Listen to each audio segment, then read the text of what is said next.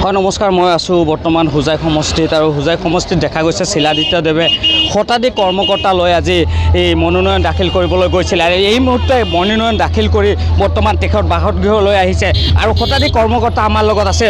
মোৰ লগত এই হোজাই সমষ্টিৰ এজন কৰ্মকৰ্তা মোৰ লগত আছে। মই তেওঁৰ পৰা জানিম কিমান উৎফুল্লিত তেওঁলোক আজি মনোনয়ন দাখিল কৰি আহি আৰু কিমান ভোটত জয়লাভ কৰিব বুলি আশা তেওঁলোকৰ, সেই বিষয়ে মই তেওঁলোকৰ লগত কথা পাতিম। মই নিশ্চয়কৈ এয়া তেওঁলোকৰ যি কৰ্মকৰ্তা সেই কৰ্মকৰ্তা এজন মোৰ লগত আছে। মই তেখেতৰ পৰা সুধিম, কি ক'ব আজি আপোনালোকে মনোনয়ন দাখিল কৰি অহা আমি পৰিলক্ষিত কৰিছোঁ তাৰ বিষয়ে?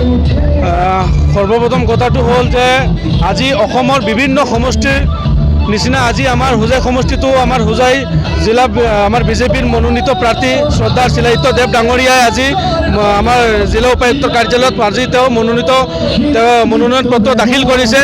আমি পৰিলক্ষিত কৰিছোঁ যে হাজাৰ হাজাৰ আজি যুৱ সমাজ যুৱক যুৱতী আজি শিলাদিত্যদেৱ ডাঙৰীয়াৰ লগত এই মনোনীত পত্ৰ দাখিল যাত্ৰাত আজি তেওঁৰ লগত অংশগ্ৰহণ কৰিছে আৰু হাজাৰ হাজাৰ যুৱ উদীয়মান যুৱক যুৱতীসকল আৰু যুৱ নেতা আৰু আজিৰ জেনজি যে শিলাদিত্যদেৱৰ লগত আছে, আজিৰ জেনজি যে শিলাদিত্যদেৱ ডাঙৰীয়াৰ লগত আছে আৰু ভাৰতীয় জনতা পাৰ্টিৰ লগত আছে, এইটোৱেই প্ৰমাণ যে আমাৰ অনাগত দিনত আমাৰ যি ব্যৱধানত আজি যি আমাৰ যি মনোনয়ন পত্ৰ দাখিল কৰাৰ পিছত যি আমাৰ ভোটদান হ'ব, সেই ভোটত আমাৰ শিলাদিত্যদেৱ ডাঙৰীয়া হোজাই সমষ্টিৰ পৰা কমচে কম 1 লাখ ব্যৱধানত কমচে কম তেওঁ জয়যুক্ত কৰিব। আৰু আজিৰ জেনজি শিলাদিত্যদেৱ ডাঙৰীয়াৰ লগত আছে, আজিৰ জেনজি ডেভেলপমেণ্টৰ লগত আছে, আজিৰ জেনজি ডক্টৰ হিমন্ত বিশ্ব শৰ্মা ডাঙৰীয়াৰ লগত আছে আৰু আজিৰ জেনজি বিজেপি চৰকাৰৰ লগত আছে, আজিৰ জেনজি বিজেপিৰ লগত আছে। আৰু এই আমাৰ যি জয় যাত্ৰা, এই জয় যাত্ৰা আৰু আমাৰ শক্তিশালী চৰকাৰ গঠন কৰাত আমাৰ গোটেই অসমৰ যি জেনজি আছে সেইসকল ভাৰতীয় জনতা পাৰ্টিৰ লগত থাকিব বুলি আমি আশাবাদী। আৰু সমগ্ৰ অসমৰ জেনজিসকলক মই অনুৰোধ কৰিছোঁ যাতে আমাৰ ভাৰতীয় জনতা পাৰ্টি আৰু আমাৰ ভাৰতীয় জনতা পাৰ্টি মিত্ৰজোঁটৰ প্ৰাৰ্থীসকলক যাতে ভোট দি পেলাই যাতে এটা শক্তিশালী চৰকাৰ গঠন কৰাত তেওঁলোকে যাতে অংশ লয়, তাৰ কাৰণে মই অনুৰোধ কৰিছোঁ যাতে আজি জেনজি ভাৰতীয় জনতা পাৰ্টি চৰকাৰৰ লগত যাতে থাকে। চাওক, আমাৰ হোজাই সমষ্টিৰ আজি মনোনয়ন পত্ৰ দাখিল যাত্ৰাত যিমান যুৱক যুৱতী উঠি আহিছে তাৰে প্ৰমাণ যে কমচে কম 1 লাখ ব্যৱধানত আমাৰ শিলাদিত্যদেৱ ডাঙৰীয়াই জয়যুক্ত হ'ব।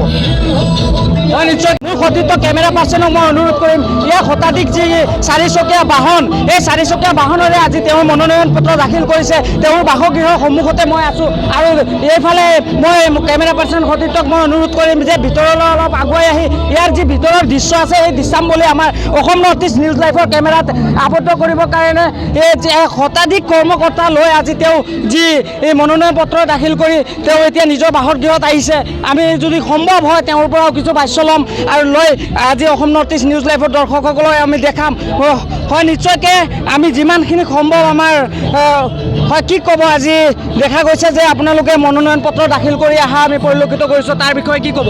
আমি ৰাইজৰ ওচৰত একদম বিনম্ৰভাৱে অনুৰোধ যে কি আমি উন্নয়নৰ লগত যাব লাগে আৰু আজিৰ দিনত আমাৰ কি উন্নয়ন যেনেকৈ হিমন্ত বিশ্ব শৰ্মা ডাঙৰীয়া কৰি আছে আৰু শিলাদিত্যদেৱ ডাঙৰীয়া 2016ৰ পৰা 21লৈকে যিমান কৰি গ'ল, যিমান বাকী আছিলে এইবোৰো এতিয়া আমাৰ কি কৰি দিব বুলি আমাৰ আশা আৰু আমি আশা মানে কি এইটোৱে আমাৰ কি গেৰেণ্টি। হয় নিশ্চয়কৈ এয়া আৰু এজন কৰ্মকৰ্তা আছিলে মোৰ লগত আৰু মোৰ সতীৰ্থ কেমেৰা পাৰ্চনে আপোনালোকক ইয়াৰ দৃশ্যাৱলী দেখাইছে।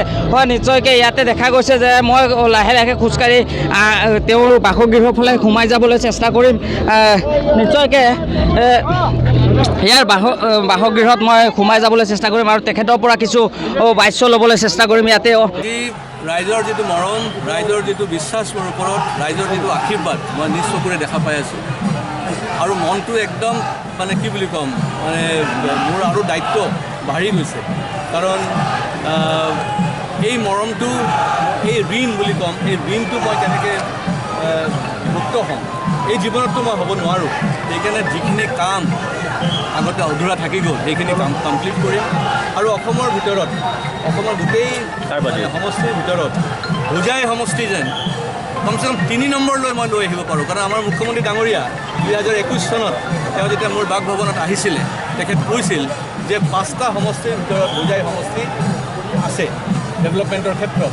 সেইকাৰণে মই চেষ্টা কৰিম যে এই 5টাৰ ভিতৰত যে কমচে কম 3 নম্বৰটো হৈ যায়, কাৰণ মই জালুকবাৰীৰ লগতে কম্পিট কৰিব নোৱাৰিম, হয়তো আৰু এটা সমষ্টি আছে তেনেকৈ কম্পিট কৰিব নোৱাৰিম, কিন্তু হোজাই সমষ্টি যেন 3rd পজিশ্যনত আহি যায় গোটেই অসমৰ সমষ্টিবিলাকৰ ভিতৰত, তাৰ কাৰণে মই দিনে ৰাতি পৰিশ্ৰম কৰিম। আপোনাৰ বিৰুদ্ধে কংগ্ৰেছৰ যিগৰাকী প্ৰাৰ্থী মহিলা প্ৰাৰ্থী দিয়া গৈছে, এই বিষয়ে আপুনি কি ক'ব? তেওঁ আপোনাৰ কাৰণে এটা চেলেঞ্জ ফেক্টৰ হ'ব নেকি, চেলেঞ্জ হ'ব নেকি? চাওক, বিজেপি বা আমি ব্যক্তিগতভাৱে আমি নাৰী শক্তিক বিশ্বাস কৰোঁ, নাৰীক আমি সন্মান কৰোঁ, সেইকাৰণে তেখেত কংগ্ৰেছৰ পৰা কেণ্ডিডেট হৈছে, সেইটোৱে তেওঁৰ মাইনাছ পইণ্ট, তাৰ বাহিৰে একো নকওঁ।